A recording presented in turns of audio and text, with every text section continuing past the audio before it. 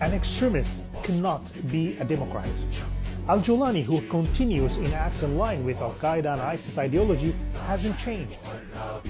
Recently, extremist factions launched a brutal attack on Kurdish civilians in the Sheikh Maqsoud and Ashrafia neighborhoods of Aleppo, using heavy weapons and artillery.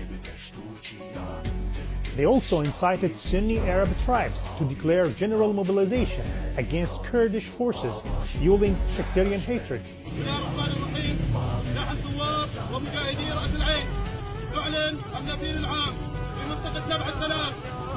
على عصابات البككة والتي تدعم فنون النظام في الساحل السوري وفنون النظام في السويداء وفي درعا والقلم.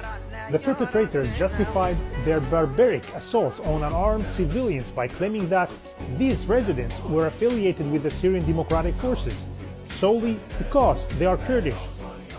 Residents of Sheikh Maqsoud and Ashrafiyeh took to the streets in large-scale protests calling on Mazloum Abdeh to intervene, as they continue to suffer under the suffocating blockade imposed by forces affiliated with Syrian Ministry of Defense.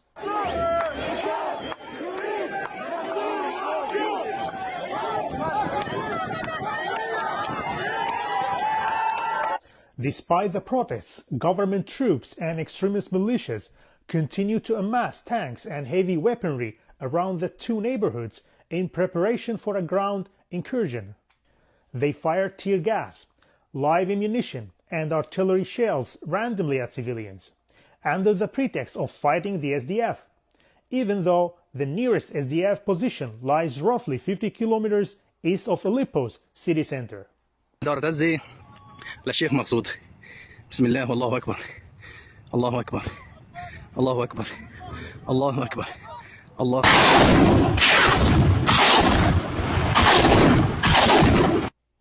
At the same time, state-affiliated propaganda and fake media figures disguised as journalists intensified hate campaigns against the Kurds, spreading incitement and misinformation.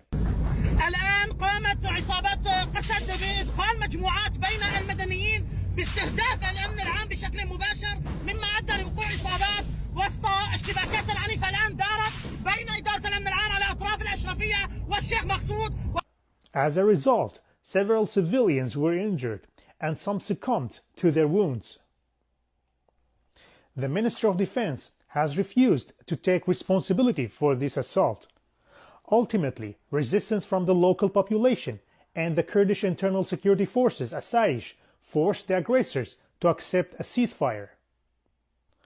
However, this truce remains fragile, as the government has repeatedly violated similar agreements, as witnessed previously in Alawite coastal region and Swida.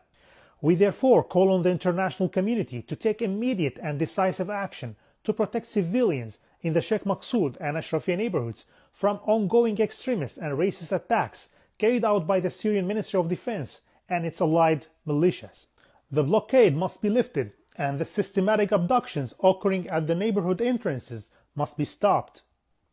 Today, Kurdish civilians are under imminent threat. If the world remains silent, this danger will spread beyond Syria's border, reaching neighboring countries and ultimately the entire international community.